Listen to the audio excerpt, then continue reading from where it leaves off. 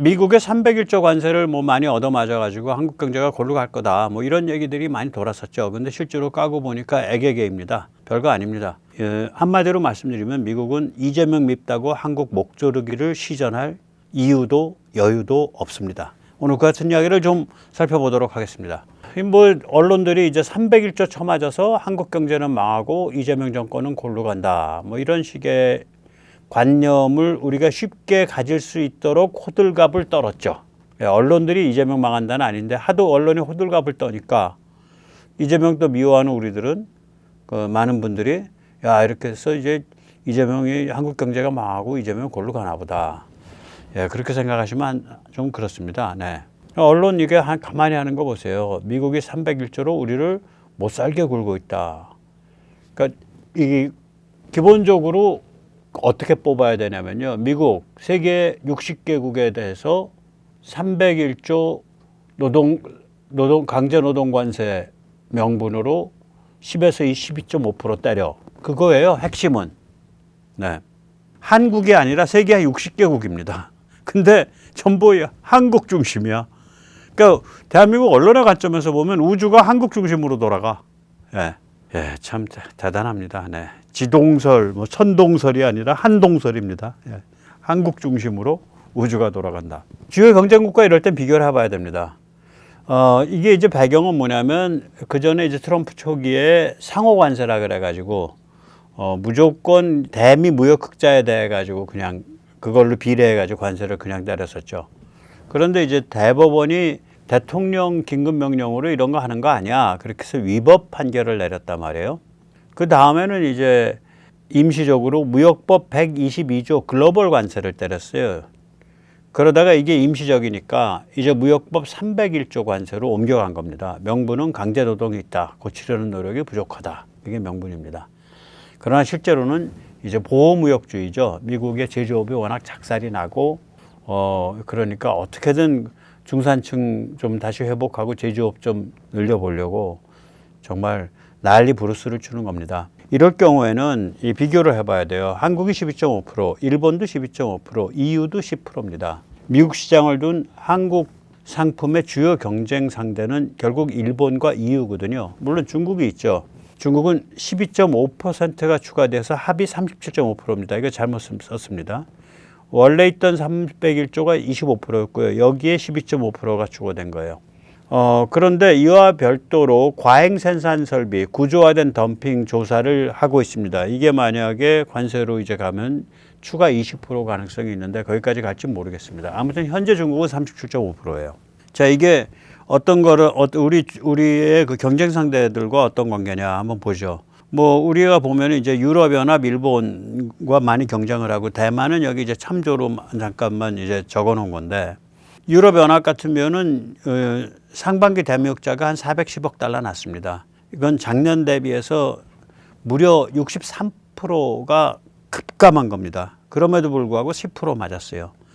일본은 상반기 무역 흑자가 206억 달러 났습니다. 이건 작년 대비해서 30% 급감한 겁니다. 그런데도 불구하고 12.5% 맞았어요, 우리랑. 우리는 상반기 대미 무역 흑자가 450억 달러입니다. 이건 71% 급증했습니다. 그럼에도 불구하고 12.5%에 지나지 않습니다. 한편 대만이야말로 상반기 무역 흑자가 어마무시하거든요. 무려 1,048억 달러입니다. 이거는 작년 대비해서 88.4%가 급증한 건데 대만도 우리랑 비슷한 수준 10에서 12.5% 맞았습니다. 참고로 한국은 제가 전에도 자꾸 말씀드리죠. 한국은 대충 한 무역 흑자의 40% 정도가 대미 무역 흑자다. 그렇죠. 우리가 상반기에 1,000억 달러 정도 무역 흑자 했는데 그 중에서 이제 40%니까 400억 달러, 450억 달러가 대미 무역 흑자죠. 그래서 한국은 상위 6개국에 속합니다. 중국, 멕시코, 캐나다, 베트남, 대만, 한국. 이 중에서 이제 한국이 굉장히 유니크하죠. 왜 그러면 중국은 뭐 그러려니 하고 제껴야 되고 멕시코, 캐나다는 USMCA 즉 미국에 그 바로 붙어 있는 나라이기 때문에 또 제껴야 되고 베트남은 이제 그 임가공 해가지고 최종 조립해서 내는 데니까 제껴야 되고 대만은 이게 완전히 대만은 이제 그 반도체와 전자 쪽에 집중돼 있어요. 완전히. 그래서 우리랑 상당히 그 포트폴리오가 다릅니다. 그래서 한국이 이 복합적인 포트폴리오, 그러니까 일본과 독일하고도 겹치는 부분이 많은 포트폴리오를 가진 나라 중에서 독특하게 이렇게 무역 흑자를 많이 내고 있는 나라입니다. 올해 대만이 아마 2, 3위하고 한국이 6위 정도 할 겁니다. 예. 자, 여기서 잠시 세뇌 탈출 안내 말씀 좀 드리고 이어가도록 하겠습니다. 알림, 좋아요, 구독은 머스트입니다. 또 여유가 좀 되시면 회원가입 많이 부탁드리고요. 또 여유가 되시면 자율구독료도 많이 부탁드립니다. 이 미국에 대해서 우리를 죽이려 그런다 이런 식으로 오해를 하면 뭐 결론은 그러니 이재명 때문에 죽이려 그런다. 그래서 박살날 거다. 돈 가진 사람들이 이재명 때문에 도망가는 거, 날라가 그거랑 미국 정부가 의도적으로 한국을 죽이려 그러는 거, 그것은 완전히 다르죠. 그런데 이재명 때문에 우리를 죽이려 그런다. 그래서 한국 경제 박살난다. 뭐 이런 식의 이야기나 관념이 이제 그 이재명을 싫어하는, 이재명에 반대하는 우리 진영에 꽤 많이 퍼져 있어요. 근데 이런 관념을 가지면 이건 결국 이재명 더불당 종중의 소나기에 놀아나는 겁니다. 예, 그러니까 이런 관념이 어떤 거냐면 이 반 이재명 성향의 사람들이 많이 가지는 관념이 한국 정치가 개판이니까 경제를 죽여서 한국인을 괴롭힌다. 며칠 전에 누구랑 통화를 하는데 301조로 한국을 죽이려고 그럴 겁니다. 이재명이 미워서. 그래서 아닙니다. 그러지 않아요. 지금 미국이 그런 식의 정책 필는 그런 나라가 아니에요. 제가 한 4, 5일 전에 그렇게 말을 했었거든요. 이런 관념은 거울 이미지예요. 미국이 우리를 못 살게 해서 죽이려고 한다라는 점에 관해서는 종중이 퍼뜨리고 있는 세뇌랑 동일합니다. 거울 이미지죠. 종중이 퍼뜨리고 있는 세뇌랑. 한마디로 말씀드리면 미국은 한국 경제 죽이기 정책을 취하지 않습니다. 이거는 미국 자신에 대한 자해 소동이 되고 더 나가서 한국 기업이 어디로 튈지도 모르고 또 더 나가서 이런 건 미국의 체질과 맞지 않습니다. 오늘 그 같은 이야기를 좀 살펴보도록 하겠습니다. 전에 어느 대학교에 반도체 전공하는 분이 한국 반도체가 너무 잘 나가니까 미국이 1991년 일본처럼 한국을 죽이려 들 수 있다. 뭐 이런 식의 발언을 하는 걸 보고 제가 깜짝 놀랐어요. 저 사람 전공자 맞아? 터무니없는 그 미신 중에 하나가 일본 반도체가 너무 잘 나가서 1991년 미일 반도체 협정이 맺어졌고 그것 때문에 일본 반도체가 망했다예요. 미신입니다. 그것 때문에 망한 거 아니에요. 그러니까 여러 가지 사업을 하다 보면 여러 가지 도전도 있고 여러 가지 역경이 있어요. 근데 그런 도전과 역경 하나 맞았다고 퍽 주저앉아? 말도 안 되죠. 그 도전 별것도 아니었어요. 그게 뭐였냐면 반도체 협의의 핵심이 뭐냐면 일본 반도체 시장의 20%를 미국산으로 써라 이거예요. 별것도 아닌 도전이에요. 별것도 아닌 문제야. 이거 가지고 일본이 죽습니까? 일본 반도체가? 택도 없는 소리지. 그 일본 반도체 왜 죽었는데? 모노즈쿠리 때문에 죽었어요. 제품 수명 25년, 반도체 수명 25년을 목표로 했어요, 일본은. 그 당시는요, 메인프레임 서버 시장이었었어요. 그래서 메인프레임 반도체를 일본이 잘 생산한 거예요. 그러다가 거기에만 정신이 팔려서 망한 거예요. 여기 저울을 보시면 메인프레임 누가 만들었는데 미국엔 2개 기업밖에 없어요. IBM하고 유니시스야. 나머지 하나, 둘, 셋, 넷, 다섯, 6개 다 일본 기업이에요. 일본이 휩쓸었어요. 슈퍼컴퓨터 같이 돌려보면은 미국 클레이 슈퍼컴보다 일본의 후지츠가 더 빠를 때가 있어. 여기서 제일 선두가 후지츠 히다치고요. 지금 히다치가 컴퓨터 만들어. 그럼 사람들이 에이? 히다치 컴퓨터 엄청 잘 만들었어요. 도시바 지금 망해가는 도시바 컴퓨터 잘 만들었습니다. NEC 컴퓨터 잘 만들었어요. 미쓰비시도 잘 만들었어요. 오키 일렉트로닉스도 잘 만들었어요. 그래서 여기서는 전부 자기들의 그 메인프레임 큰 집체망하는 큰 서버용 칩을 만든 거예요. 그런데 1990년대 초에 전혀 다른 시장이 막 본격화돼요. 그게 조그만 서버가 나와. 그러니까 메인프레임 다루는 사람의 입장에서 보면 저건 장난감이야. 디지털, 선 마이크로 시스템스, 유닉스로 돌아가. 유닉스 OS 그거 어디서 만든 거야? 버클리에서 만들었대. 버클리 USD 실었대는데. 버클리 유닉스가 굉장히 좋거든요. 안정되어 있거든요. 뭐 그런 것도 있어? 이게 어느 정도였냐면요. 믿거나 말거나 은행에서 세계 최초로 이 선이나 디지털급의 그 유닉스 서버를 들여온 은행이 있어요. 세계 최초로. 그게 믿거나 말거나 1994년 광주은행입니다. 광주은행에 그거 들어왔을 때요.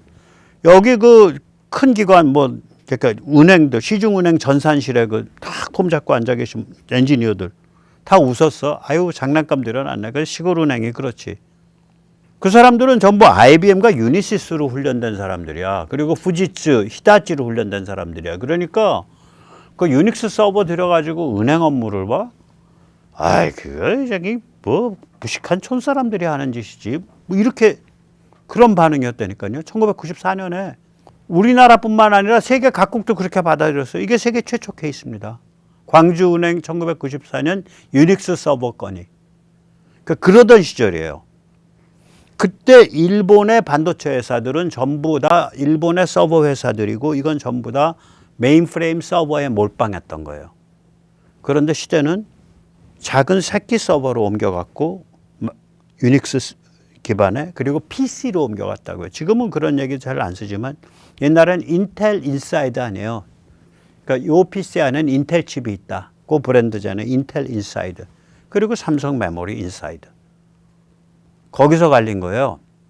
그러니까 한마디로 일본은 미일 반도체 협정으로 망한 게 아니고요. 일본 반도체는 메인프레임용 반도체를 위한 모노주쿠리 제품 수명 25년 목표 그거 하다가 망한 겁니다.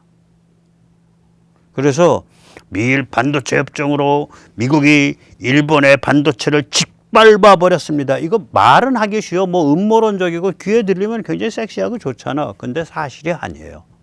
네.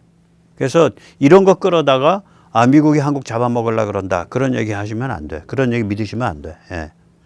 미국은 한마디로 자기 길 가느라 너무 바빠요, 지금. 그래서 이재명 더블당 밉다고 한국 목조 이렇게 할 여유가 없어. 트럼프의 미국 어딜 향해서 가나 보세요.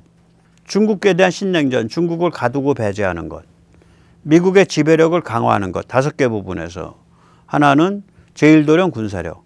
다른 하나는 AI. 또 다른 하나는 글로벌 금융. 또 다른 하나는 글로벌 에너지.